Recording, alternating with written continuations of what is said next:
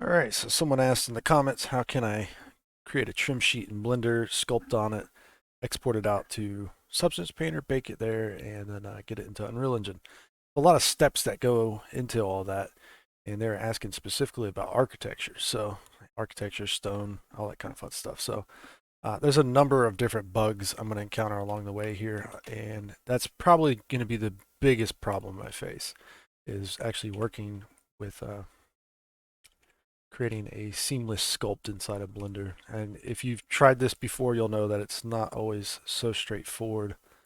But we're going to start by just creating a default cube here. I'm going to snap it up, edit it like so. All right. And so there's a number of different ways you can go about doing this. I personally like to just kind of cut up the cube so I have something like so. Now, a quick and dirty way of creating any kind of like architectural moldings is just beveling. Go to the bevel modifier, bump up the segment count, and you can do a custom bevel here. So you can go ahead and do this number, right? And this works pretty good. There's nothing wrong with this. You can certainly add in points or change a point from a curve to a sharper corner like so. And this is doable, all right? But I think there's a better way of going about this, which is going into edit mode. And I'm going to go ahead and just delete. Hit Alt-Z to turn on X-ray so you can select all the way through the model. We're going to work with these vertices just like this. And I want to snap them to the grid. All right. Press, oh, I got to merge all those real quick because they're kind of messed up. But hit A, select them all, and merge by distance. And now what I like to do is kind of do a subdivision surface model. And so I'll run out my molding the whatever way I want it to be. Something like so. But the trick about it is sometimes it's inverted. You got to press Alt N, flip it. And I want to make sure that everything is about the same as this right here. All right, so my smallest face, I want to make sure these all have the same kind of resolution going up and down and around it. So the way this works out is that a lot of times you'll add loop cuts and then it kind of kills the curvature of whatever you're creating. And so I'm going to do all that real quick. And I'm not going to get everything that small, first of all, but I'm going to try my best to keep them all about average, about the same sizes all the way across, right? And so once this is done, if you apply a sub-D modifier to it, you'll see it starts to smooth it up. And some things you might want tighter, you might not want tighter. I will use edge creasing to do this. So if I press N, you can see we have a crease value. You can also hit Shift E, and you can adjust how tight that corner will be or not. Okay, so this is something you can go around and do yourself. And just make this molding however you want it to look. All right, another thing that happens is it bends around on the corners here. So a good thing you could do is just select the whole object, do a select loops, boundary loop, okay, and then just tighten all that with a mean crease of just 1. Okay, everything else, you don't want to max it out to 1. You want to leave it somewhere at least 80%, 0.80, 0.90, or a little bit less than that. All right, so that's out of the way. What we're going to do is we're going to sculpt on this. And so what we need to do is make sure we have enough supporting loops to create little squares everywhere. And we could do it right now just like that, but I found that if you're going to do a seamless sculpt, you need to at least pull out a good section or chunk on each side here. Now we could have just moved those edges, but if you extrude it out, what you'll see is that it still keeps the crease there, even though we're going to have to add crease to these ones. And so this is going to help facilitate this. Don't ask me why, but if you have it too small, Blender just tends to lose the seamless edge there for some reason. So I'm going to select it all again, do a border selection or boundary selection, bump up that mean crease to 1. Side note, these edges here, I'm going to dissolve them real quick. And when we do these loop cuts like this, I'll go ahead and bump them all up. I just want them to line up with the plane underneath, so I'll know where my sculpting surface is, my main sculpting surface. And do the loop cuts and right click so it's in the center, like so.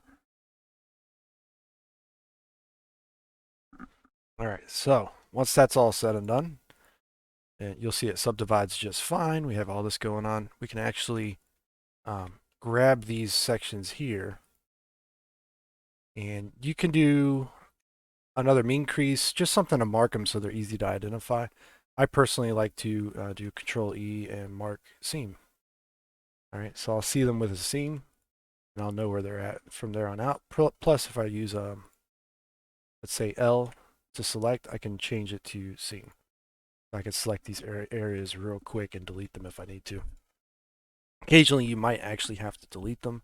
Keep that in mind. All right. And we're not going to use a subdivision surface. We're going to use a multi-resolution modifier. Subdivide it. Okay. And if you subdivide in object mode, it changes the levels in the viewport. But if you subdivide in sculpt mode, it'll increase in sculpt and render, but not in your viewport. So when you go back, it'll turn into a lower value.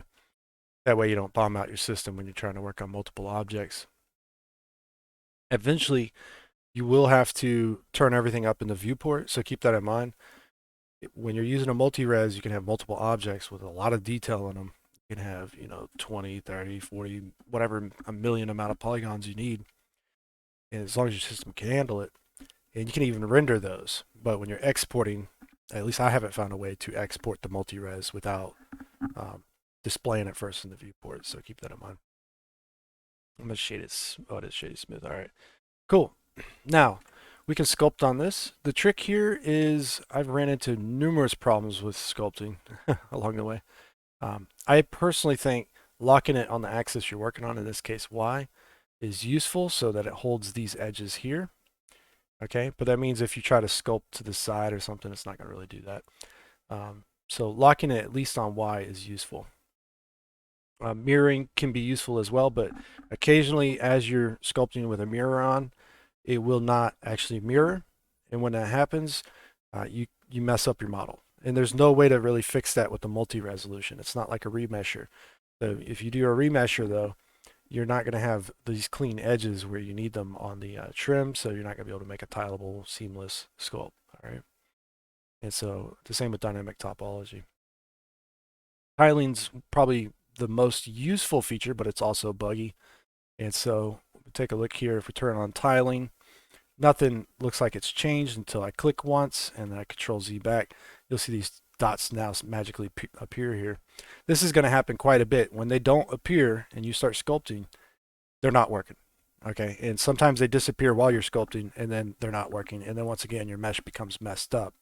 And this is a round and around situation where it just becomes a problem after problem. So it's not really, I don't know if it's just a bug with Blender 3. I don't remember this always being this big of a problem. So it might just be that, but you can change the Y value here.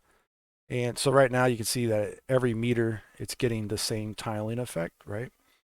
You can always change this around. So we could do a Y of 2 and you'll see that it kind of disappeared again. So if I sculpt here, we're lucky that it starts over there. But that dot now magically shows up and it starts working like so. Okay. So every 2 meters, this will pop out. Okay. You can also change it lower. So 0.1s. Okay. And you'll see here it's geeked up. Click, and there it goes. Control Z back. And now it's starting to work. So we can do that number as well. All right.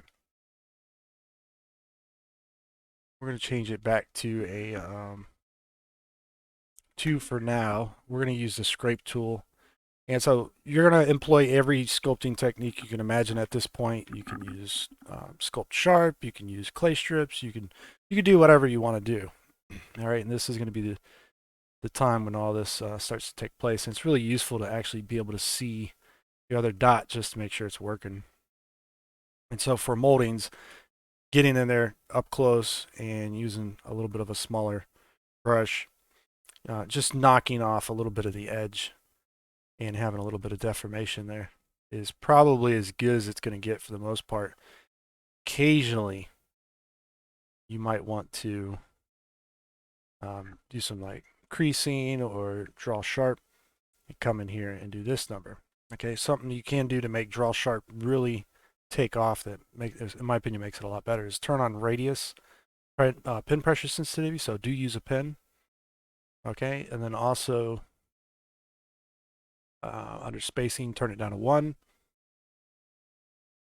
And then that's pretty much it. You don't really have to do a whole lot else. You could change the fall off from sharper to custom and make it, you see here, it's sharper.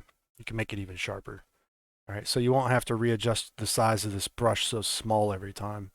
And it'll do a little bit more work this way without having to tweak it so much. So you can knock in like edge wear, cracks, crevices, all that fun stuff. You can hit control and do little dots or whatever. You can even, if you're up to it, you can start adding in other patterns. Like say if this was a wood pattern, you can do that. You can also draw on some sharp lines if you're making blocks. If you just wanted to do that kind of manually like so. I'm going to show you another way to approach blocks here in a second, like brick and masonry and all that.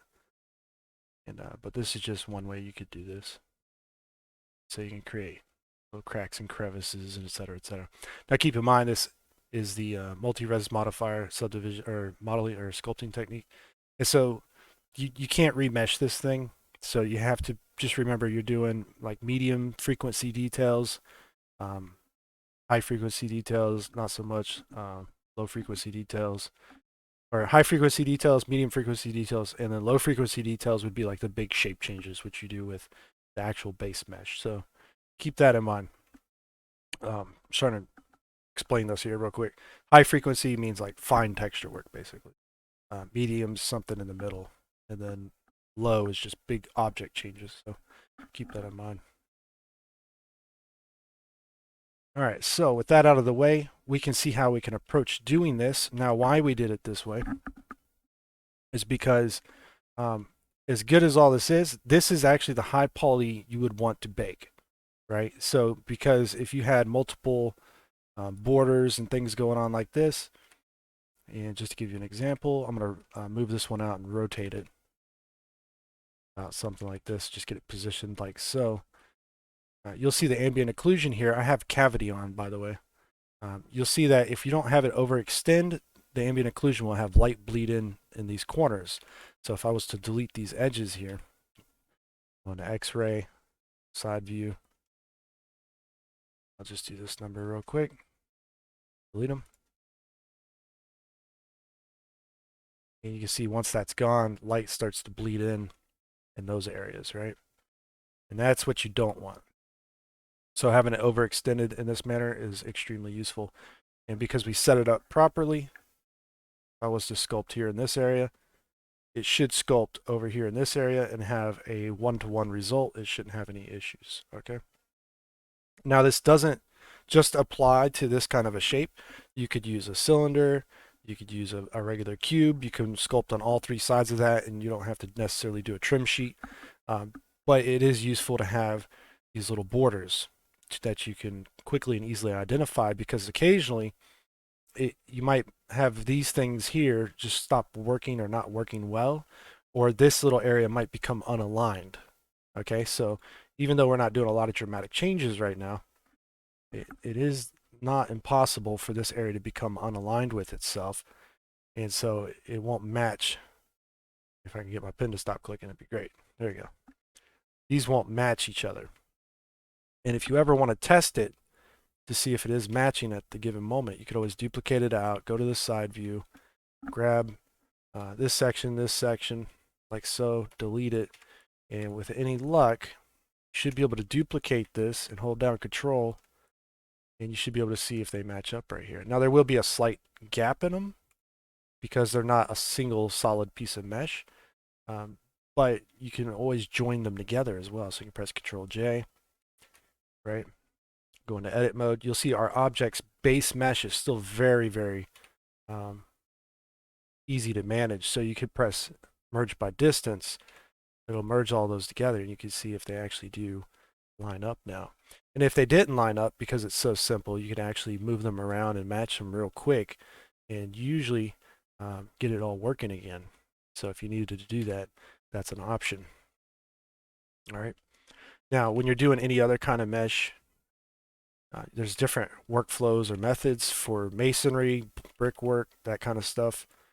It's very easy to get started by positioning things on the grid at different areas. So then you would do each little section individually.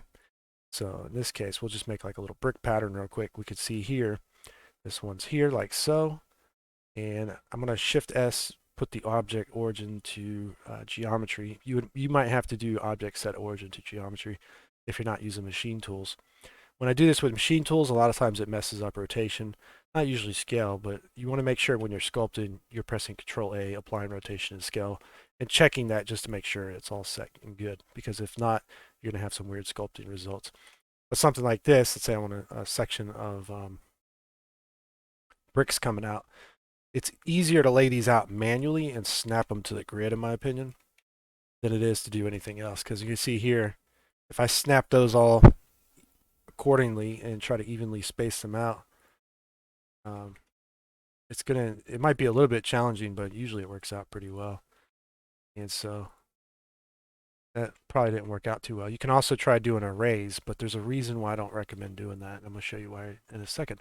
It also helps to line up your object on the grid as well, so that it's like so or something like this, right? Now we could say this here, something like this, right? And then maybe these two, we can just eyeball them or something. You can measure this and come up with your own measurements on what you want and where and all that fun stuff. And if the grid isn't working out the way it's set up right now, you can always change the grid up here to a scale of like 0.1. And usually it will take effect, not in orthographic, but in 3D view it will. And so I'm just going to eyeball these and place them out like so. And the reason being is that this object here, I wouldn't create it right yet. What I would do is sculpt this whole piece and get this going and making it look just the way I want it to. And then I know if I place that exactly in the same position on the other side, it will be a seamless sculpt, all right? So it doesn't matter if I use any kind of asymmetry here. If I go ahead and go into sculpt mode, hit Shift R, you can see I can do a voxel remesh real quick by hitting Shift R, and then hit Control R. I can do this number. Voila, we are ready to go. And we can use the scraper to knock off these edges a little bit if we wanted. We could hit Shift, smooth them down, whatever the case. And you're going to work this just like you would anything else until you're happy with it, right? The only problem with the voxel remesher is I found that, oh, I'm using a creaser, not a scraper, is that it doesn't create as clean of a mesh as a regular multi-res mesh, right? So it's something to keep in mind. But you can hit Control R quite often and just have it rework itself out a little bit here and there. And it could be quite useful. In this situation, for whatever reason, it's not wanting to scrape there on the side. Always try the flatten tool. Might help. There's also this one, which is a fill tool, but you can hit Control and use it as a scraper as well. I think it behaves just slightly different. It feels like it does anyways, but it might just be in my head here. And start knocking off these edges. Usually it's a good idea before you do the remesh to smooth out those corners with a bevel or something so you don't run into this issue where you're trying to work them out and it's just not wanting to. All right. And so doing one like this and going through all this struggle, I wouldn't want to do all the other ones, so I'd probably just delete them and then just start off of this one again. Once this is working but just the way I want it, that's what I would be doing.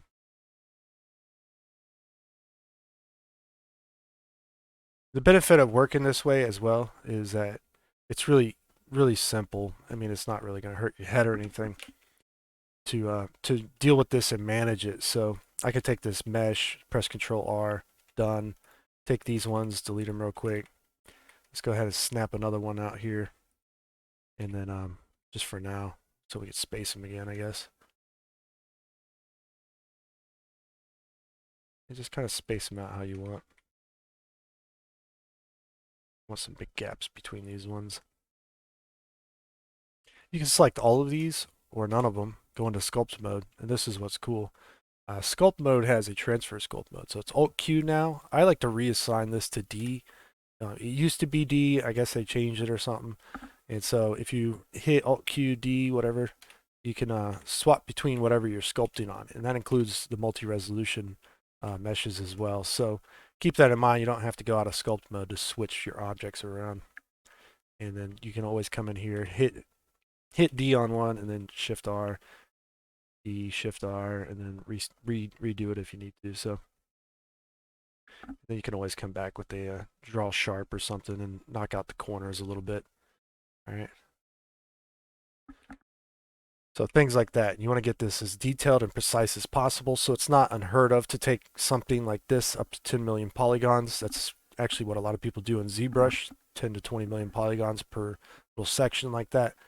And Blender, you might have a problem with that. So in reality, if you kind of measure it up, pixel density for like a 2048 or a 4096 texture, you really don't need to go over 2000 in theory, but because this is still a 3D shape, what you're going to find is that the 3D shape itself is going to eat up more of that triangle count, so you actually probably need to like times it by 2. So maybe like 3 million, 4 million would be a really good target for these. And also keep in mind, we are going to be creating normal maps with this if we're using them for trims, right? So if you click over here and we look at the normal maps, we could turn off cavity just for a moment and turn out the outline. The outline is what creates this little, if I can see it real quick. Some of these shapes, okay, I didn't do it because I don't have them split right now, but if you ever have two pieces that are supposed to be symmetrical and you're trying to extend it off the border, it'll put a little black line there. That's just outline doing that. So you turn that one off if you need to. You can see how it trims these here. Anyways, the point of this is this isn't the most interesting of normal maps from above. You'll see that when you put it onto a flat surface. So a lot of times when you're doing something like this molding where there's a lot of shape change here, you have to keep in mind a proper UV map for this would be to lay this out flat so it would actually like swing out this way if it was to lay out flat. And so that's a lot of extra textile space that's not being utilized, right? And so sometimes it's good not to bake that back down onto a plane. It's better to UV map a plane and use that. Before we get there though, this plane here, I'm just going to do a regular subdivide on it and just explain how I do grout and sand and filler, all that other fun stuff. Very simple. What I'll do is just subdivide it up like this, and I will come in here. And I know I want this one to be seamless left and right, so I'm not worried about locking up and down, so I don't have to change anything right now. And so I'll just come in and just start filling in these areas with like clay strips or something of that nature and just make it sufficiently high enough detail that it looks decent, right? One thing I want to mention since I kind of got this on topic here is when you're doing high frequency detail, a lot of times you might want to use like an alpha texture and you might want to use like sands or rocks or all kinds of fun stuff like that. I found that any kind of alpha, whether it's a detailed texture or it's just like a square shape or anything, as soon as you start using that on a object that is using the tiling properties, right? So the tiling Y here, and you want it to be seamless all the way across this little area. As soon as you use that, it's going to start making modifications to one side and it won't match on the other. Okay, so you want to avoid that at all costs. Don't use alphas on those. These ones you could use alphas all day. It wouldn't matter because you're manually placing this object back on the other side. It would work out just fine. Okay, so you can go through this and do all this fun stuff, right? Another Blender bug I just recently discovered apparently is if I create a mesh plane, like I was saying, you wouldn't necessarily want to bake this all down onto just a flat plane because it's just going to be less interesting than if you're to bake onto a 3D model itself. And so if I was to add a loop cut here and start to create some kind of uh, shape that, well, let's see if I can see my vertices again. There you go. I was to start baking out a section here that lined up with each other extremely well.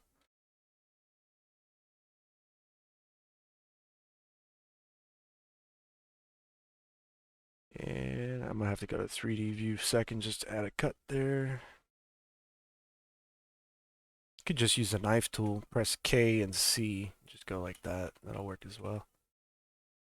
All right, so your low poly would match roughly match the topology here that you would want to bake onto. Then you have to UV map this, right? This also helps in the instance of these moldings, because what ends up happening is these moldings just as a normal by themselves aren't that interesting. It needs the supporting geometry to kind of curve it and make it look more interesting. All right, otherwise it's going to look really flat in the game environment if you're doing this for video games. So something like this might be more appropriate. So you have a low poly to bake onto now. If you unwrap this, you'll find that this is the result you get. Now normally, what I like to do is, because there's just a little bit of spacing here, and this is actually rotated, so I'd rotate it 90 degrees, and I'd put it back in the center, and I'm using UV Toolkit to do all that like that, but you'd have to manually place it, and part of the manual placement is you go to Image, you'll have X and Y values for each vertice or edge or whatever you select. And so down here in the bottom left, this is supposed to be 0, 0, 0, right? And then these ones on X should be zeros. These ones should be on X 1. And at the top here, they should be a 1. At the bottom, these should be zeros, right? So it should be all lined up like so. This is how I would normally do it. For whatever reason, Blender 3.0, I believe, introduced an update to UDIMs. And as a result of that, for whatever reason, this placement of these vertices at these points, Substance Painter counts it as a UDIM crossing. Okay? And so it won't actually let you start a project with that occurring. That's just a bug I found, and you'd have to test it to see if it worked, if that happens to you. But the solution to that, if you do run into it, is you just simply scale and then just do like 0.9998 or something, and just make it ever so slightly smaller. And usually it'll put it just inside the UV space just enough that it doesn't become a problem. Now you might get, depending on your texture size, you might just get like a pixel of bleed though, and that would hurt a trim sheet or anything you need to be seamless X or Y. And so you have to really kind of just fine tune this and just figure out what size you actually need. So scale point, scale it point.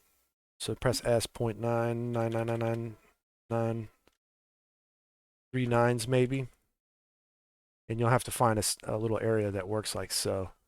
And you can see here that seems pretty tight, and I would imagine with the bleed from Substance Painter, you couldn't get it much more accurate than that. You might have like a 1 pixel or a half a pixel disparity in your texture work. You could take it into Photoshop, do tile offset, filter offset, or filter other tiling or offset or something like that. And then you just use like the clone stamp tool or something and clean up that one little tiny minor difference in the middle. You shouldn't have any issue. You'll have to do that though, of course, for your color map, roughness, metallic, and albedo probably. And just keep it in mind though. That's what probably would end up happening. Not to mention Substance Painter, it doesn't always create perfectly seamless trims. All right. Now, for whatever reason, it doesn't. So it's always a good idea to go back into Photoshop anyways and go ahead and do that there as well. When it comes to creating color map and everything else, there's multiple different ways you could do this. I'm just going to give you an example. I'm going to load up Substance Painter. We'll try to take this in there as it sits right now and see what we can do with it. So I'll just name this one low poly real quick. Since we've gotten this far, I might as well go for it. And then everything else can be high poly. I don't care. Okay. And just to keep it organized, we're going to move all of these shapes to a new collection by pressing M and typing in high poly. So I can turn them off if I need to. All right, and just keep them separated. So the low poly is UV mapped now. We can go ahead and export that. So Control S with machine tools, you can get the FBX export real quick. If not, you got to go File, Export, FBX. Make sure you just have selected objects. We're going to call this one low. We're not going to do any kind of fancy naming here. And we could turn that one off. Now the high poly models, there's a couple different ways you can generate that color map. You can bake it inside a Substance Painter, or you can bake it here in Blender. Either way, it's up to you. It doesn't really matter. I find a lot of times it's real easy to just assign these materials. I think that's the easiest way, but you can also assign vertex colors. So if you want to assign vertex colors, you select an object, and you can use D or Alt Q there to switch between the different objects. You go to the tool panel here, and you can see we can select a vertex color. All right, and I'm going to turn this over to just regular color real quick, but I'm going to select that background there, and I'm going to make it red. So I'm going to press Shift K. All right, we can do that. I can select this one over here, make it, let's say, green, and press Shift K. Maybe we want these to all be the same, so we can just keep selecting one after the other and assigning them real quick. This last one, we're going to go ahead and make it some kind of blue here and just press Shift K. Okay, and then that's it. So anytime you go into vertex paint with any of these, you'll see if you just press D over them, you can figure out what the vertex colors are.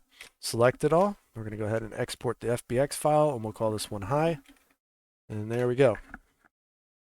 Substance Painter, new project. We're going to go ahead and use 1024 DirectX, PBR metallic roughness, compute tangent space per fragment. That's pretty important for Unreal Engine, so keep that in mind. See UV tile workflow, or use UV tile workflow. You can import cameras, you don't have to, it doesn't matter. I just turn it off, whatever. And we're going to select the low poly. Boom. Just like that. We can click OK.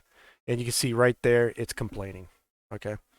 Baking data has been updated. Okay, so it's going to say UV tile 00 UDIM 1001 with vertex U at negative 2.9. So it's like an export error or something of some sorts. And occasionally you can get this number to actually pop up in Blender too. So it's some kind of weird bug. And it is absolutely on the low poly model, and it is because of the UV map. There's no way around this. Okay, if you make this just small enough, it will stop doing that. And so I'm going to just press S and then scale it by eye here. And you can see we have to back it off just like that. And this is the completely wrong answer. This shouldn't be occurring. So we're going to export the FBX again, the low model, boom, just like that. And you'll see if you do this sufficiently enough, it's no longer an issue. You can just go ahead and load it on up. And it works. That's the proof right there, right? So bugs along the way. This whole process, you're going to find bugs, right? That's what it is. We're going to go to Edit, Bake Mesh Maps. And this little icon here, we're going to load up the high poly model real quick. So boom, there we go. You can play around with these settings all day. The only one I think is really useful is just bumping these up a little bit. You'll have to play around with them, see what kind of different results you can get by bumping them around at different values. But we're going to go ahead and do the ID here. You can see it's set to material color by default. We're going to change it to vertex color. And now we can just simply check our settings back in common, change your output sizes, turn these up, and then do whatever you want to do. And then we're going to click Bake Selected Textures. And this should come out pretty quick. Okay. And you can see here, it picked up the sculpting on the background plane that I didn't finish. And it's pretty janky, right? It's pretty bumpy. So you have to have a lot of resolution, and you have to be careful to make sure you shade things smooth. And then you should get some pretty good results, though, if you do. One thing I do want to mention here, though, you can see these corners are a little bit darker, and it doesn't look really all that well in this area. There's a good odd chance that's because the low poly isn't shaded smooth. And your shading will also dictate how things bake inside a Substance Painter. Okay, this is a little bit more granular here of a topic, but if you shade it smooth, it won't do that this time. The trick is Substance Painter, when you send an FBX file to Substance Painter, it will retriangulate. Okay, and so your shading will be affected by this. it's a good idea to triangulate your mesh. And I find that you can use a number of different settings, but usually just beauty and keep normals works well. But you can play around with this and do a little trial and error and find out what works best for you. And because sometimes fixed or fixed alternate or whatever might be actually a better setting. And so this is what you really want to do is export with the mesh triangulated. And you want to do this for the high poly as well, but it's not as important for the high poly. But the main reason why is because, believe it or not, when you look at this high poly, you don't see much of anything going on. But every one of these is made of little triangles, okay? And if you're not careful, you know, this is made of triangles as well. If you're not careful, those triangles are baked into your meshes. So the high poly triangles are baked into your low poly, and your low poly triangles and your high poly triangles end up recorded into the normal map. Okay, most people don't really realize this. I've never seen anybody talk about it in tutorials, but this is what occurs, and it absolutely can be detrimental on certain low poly objects, right? And when you're using more polygons, it's not as big of a deal, but you'll definitely see some weird shading if you don't pay attention to these kind of things. So I'm going to go ahead and just re-export the low poly here. We're not going to worry about the high poly right now. And we're going to have to go back to Substance Painter, go to Edit, Project Configuration, reload the low, click OK. All right, and we'll have to rebake this because it's not baked properly now. Just like the shading, smooth shading is affected, your triangulation will affect your shading as well. So we're going to go ahead and rebake. Take a second, boom.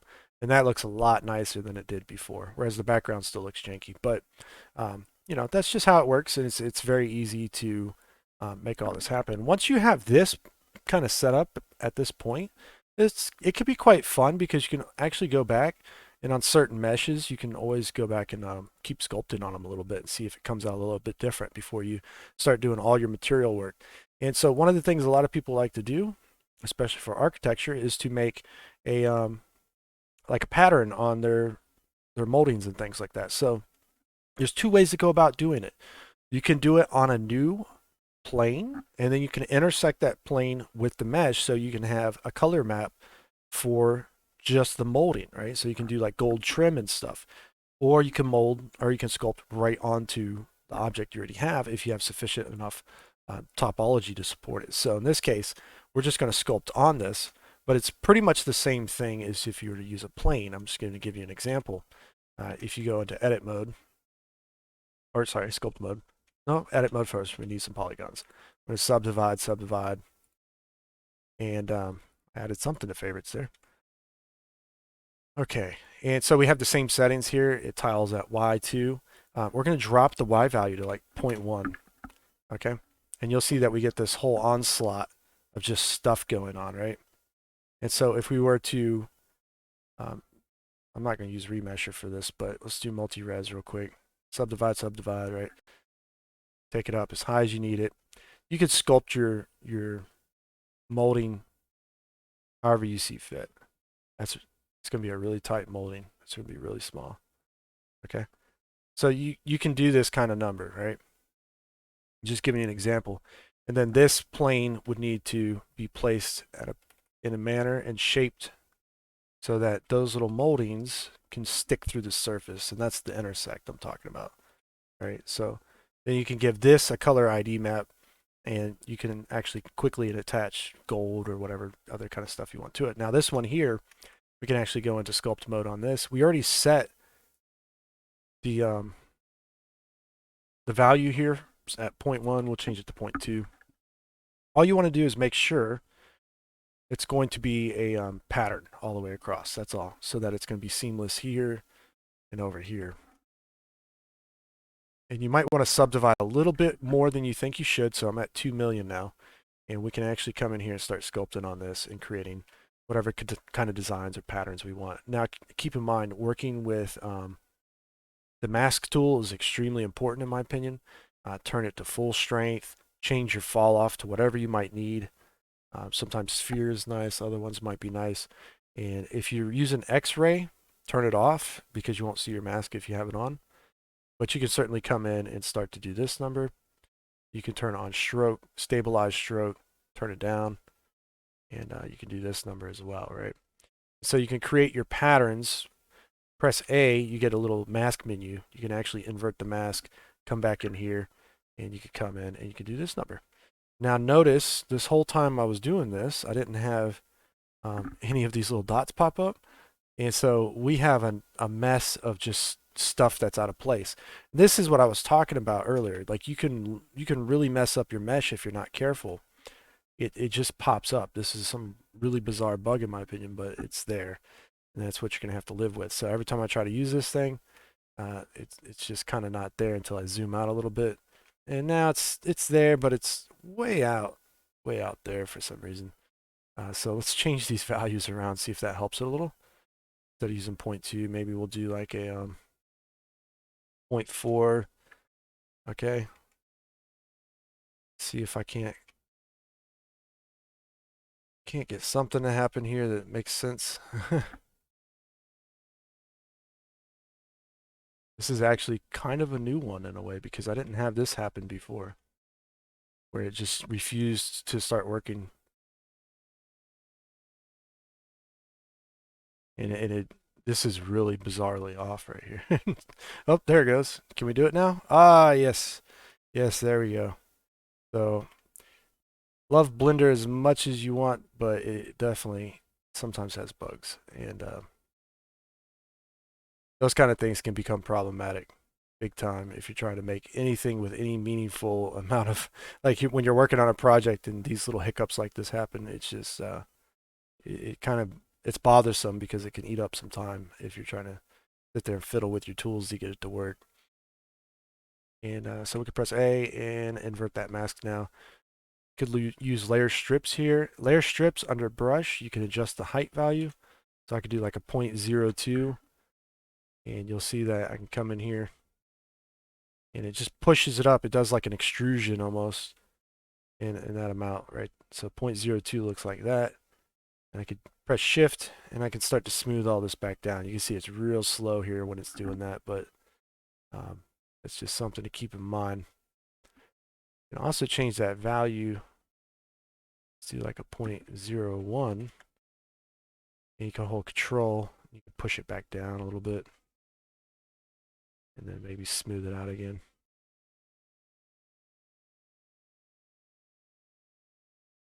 We'll get there eventually. I might just bump down the sculpt level here a little bit. Okay. Like I was saying earlier, it's going to be a bad molding, but you get the idea. You could spend a minute just sculpting this kind of stuff. You're going to have to export your mesh at the resolution you want it to be viewed as in the FBX file there. So when you bake it, we'll go ahead and shade smooth the background too so we can see what happens with it. Select all of that. We're going to go ahead and export the high poly again. Only the selected objects, keep that in mind. And we see we got something popping up here.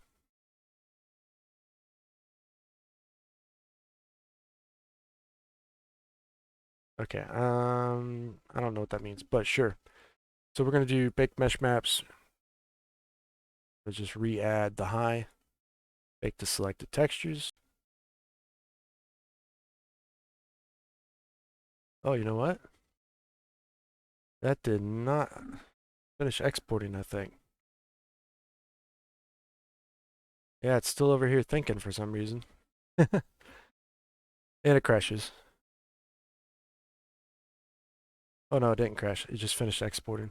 Nice. Let's see if we can try baking this again then. Hopefully it bakes out. Bake selected. Ooh, something's hanging now. Something's complaining. Oh, there it goes.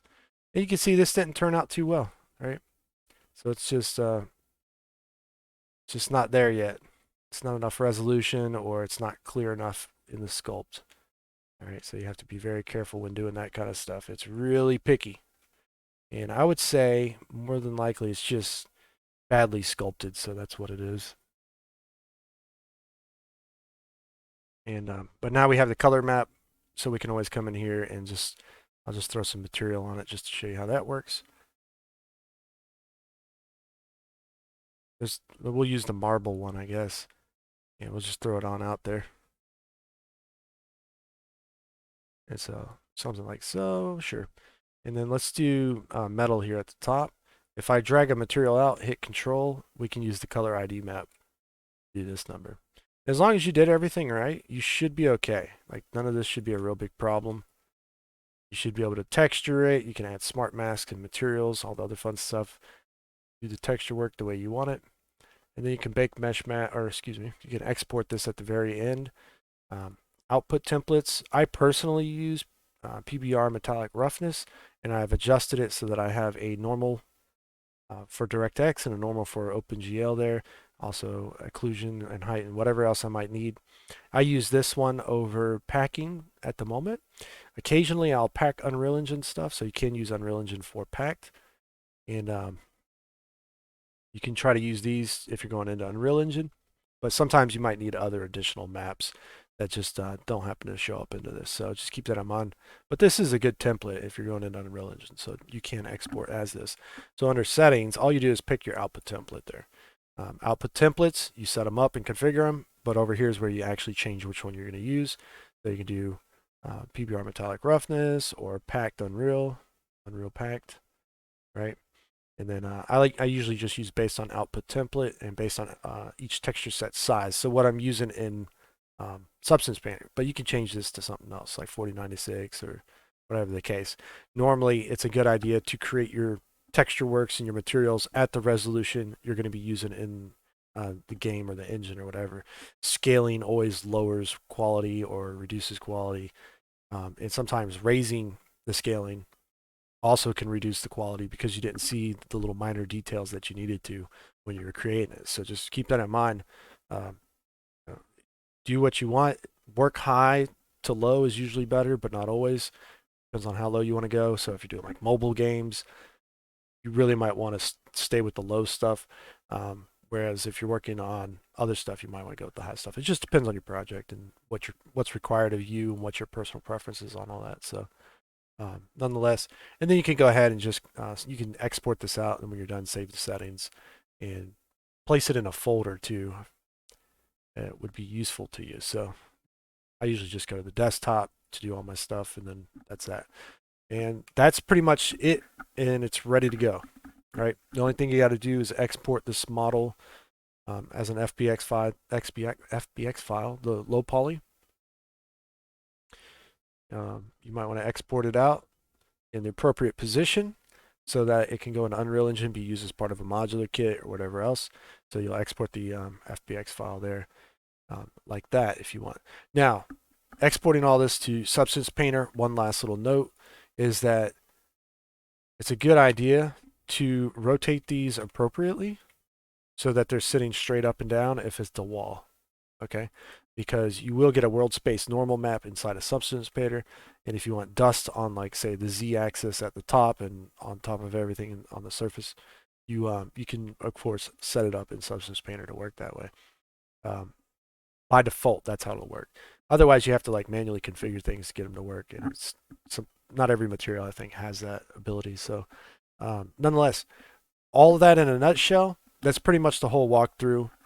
Getting things in Unreal Engine's topic for another video, but hopefully you enjoyed and pay attention to those errors. You're going to come across them. It's going to become like a task all in itself trying to make this happen. But when you finally do get it to work, it tends to work out really well. So I went through this process a couple times just trying to see what would happen, and I ended up going through a couple different little environments here just to try out the methodology behind it and stuff.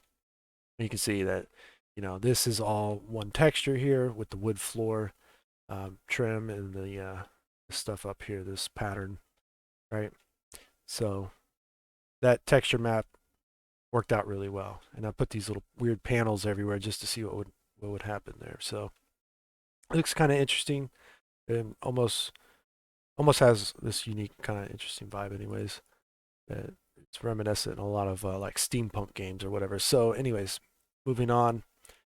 This other test was a test run to go at marble But unfortunately, I realized I didn't have a good marble texture. Like we saw it just a second ago, but it's too rough. I wanted like the glossier marble, but I guess I don't have one of those. And I'd probably have to tweak it and configure it, set it all up for that. And what are we looking at here? Is this the right file? No, that's not. That is not the right file. Where is it? Marble trim. There we go. All right, so this one with EV lighting in EV, not using an HDR or anything, you can see this is fairly believable, and I would say even close to usable.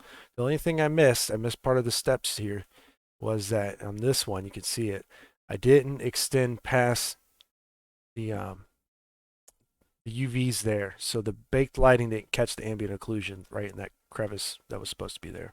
But other than that, for the most part, it worked out pretty well. So this is, if we look at it solid, that's not there, right? So that's all normal map. And it helps to have a little bit of geometry shape or shading to catch lighting a little bit better on this kind of stuff here. But overall, I'd say it worked out pretty well. Now this model, I think, ended up being 4 to 5 million polygons, I think. I'm scared to turn it on while I'm recording, to be honest, because it kind of brings my system to a pretty sluggish. So I think I won't bring it in, but we'll try. We'll try. If it crashes, then it'll be the end of the video. All right. Let's see what happens. It was pretty high resolution, and oops, no, 3 million. Is it actually displayed at 3 million right now? Oh yeah, it is. Okay, it was less than I thought. Nice.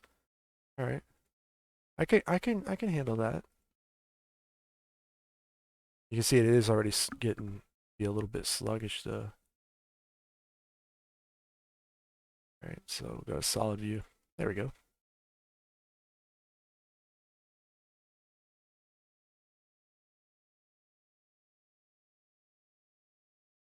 All right, not bad. All right, cool.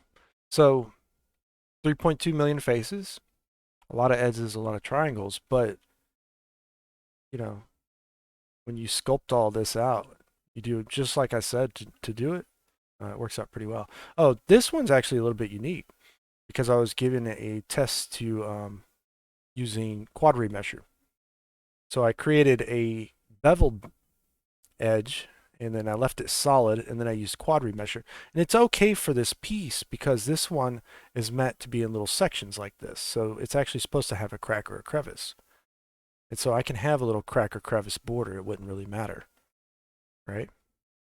And this is where I forgot to pull it on out because if I was to actually try to bake this properly, guess what I have to do? I have to actually pull a section like this out and either split it down the middle and put the other side over here, or I'll have to just move these out and bare it. And you can see how high the polygon counts are going to start going, especially if I have to do this whole section as well. So it's a good idea to split these sometimes. And unfortunately, Blender just doesn't handle this stuff as well as it should. It can handle it. You can see our polygon count going up. But something like this would bake better than the way I had it before, right? And we're already up to 7 million faces. So if your system can't handle it, it's going to be a little bit of a problem. I'd save this into the absolute last moment. And right before I export that high poly FBX, I would start doing all this and then export this just so I didn't have to suffer through slow viewport performance. But, some people's systems handle the viewport much better than mine.